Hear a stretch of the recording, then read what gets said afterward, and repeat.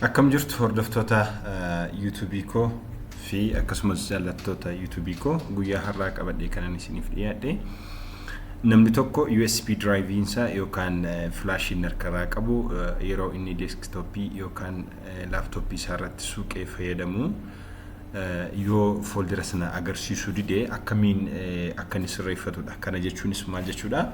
Fakkeenyaaf flash kiyyaa gara laptopii kiyyattan suuqaa ergan suuqee booda this PC kan jetturra yookaanis immoo bakka kanarratti gaafan cuqaasu kan argadhoota kanadha. Flashin kiyya itti suuqameera garuu homaa asirratti flash kiyya argachuu hin danda'u yookaan display hin ta'u jechuudha screen kanarratti. Kana jechuun faayila turraa bade jechuu miti. Faayilli keenya akkuma jirutti jira. Haa ta'u garuu faayila kabraa flash keenya irratti kan USB drive keenya irratti fe'achuu hin dandeenyu. Akkasumas illee ta'ee faayila yookaan data achirraa qabnu flash keenya irraa qabnu gara biraatti move gochuu hin dandeenyu. Kanaaf maal gochuu qabna? Gaafa inni rakkoo kanaan agarsiisu rakkoon akkasii kan inni dhufu inni jalqaba osoo boot goonuu gaafa addaan citu ta'uu ni danda'a.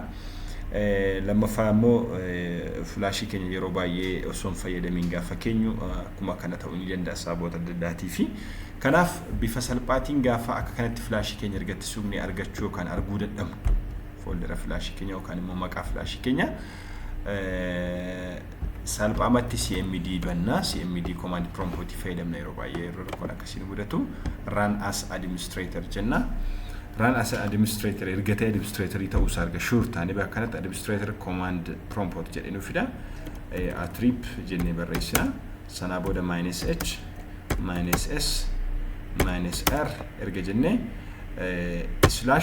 /forward dha yeroo kamiyyuu /d/s forward /d forward erga jennee booda USB driving keenya tilmaamuu ni dandeenya. Tilmaamuu dandeenya jechuun qubee A up to Z jiran aadha hanga zaatti kan jiran galchine check gochuu ni dandeenya. Irra bu'uu yookaan immoo argachuu ni dandeenya. Garuu for example asitti amma G jedhee backward slash ergan godhee booda asterisk jedhee enter gaafan jedhu pass not found na jedha. Pass not found jechuun isaa maal jechuudha? G lettering and G yookaan immoo qubeen ga'an ilaadhe kuni sirrii miti. Maqaa USB drive keessa sirrii miti jechuudha. Kanaaf akkuma kanatti qubee jijjiirree hanga inni paazii san argatutti yaaluu ni dandeenya. Yookaan immoo bakka kana dhufne control panel jenne bakka kanatti administrative tools kan jettuun arganna. Erga sana computer management kan jedhu bakka kana jira. Amma asirratti cuqaasna. Amma erga bakka kana geenye booda disk management kan jettu kun adda jirti. Disk management. Sanaa booda bakka kana dhufnee diskii lama qabna. Disk 0 fi disk 1 kan jettu kanadha. Disk 0 kan jennu hard diskii laptopin keenya of harkaa qabudha. Disk 1 kan jennu immoo removable drive keenya yookaan USB drive keenya kan amma nuuf argamuu didee sanadha jechuudha. Asirraa hin argina size isaa data achirra jiru baduu hin danda'u hin argina.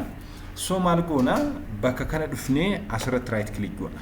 Bakka kana dhufnee erga asirratti right click goone booda change drive later and pass kan jettu because pass not found nuun jechaa jira gaafa nuyi achirra letteroota adda addaa jijjiirree galchinee waan yaallu jechuudha. Kanaaf change drive later kan jettu kanarratti add jenna. Add batanii keenya sanaa booda maal jedha assign the following drive later jedha. Eenyuuf assign goona USB drive keenyaaf jechuudha.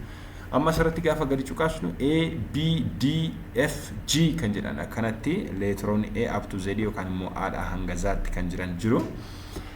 Garuu kan hin jirre caafi A hin jiranii. Caaf A asirraa kan isaan dhiban partitionii C already assign gooneera. Partition is kan jettus already assign ta'eera. Qubeen kun lamaan achitti waan assign ta'eef irra deebinee assign gochuu hin dandeenyu kanaatiif.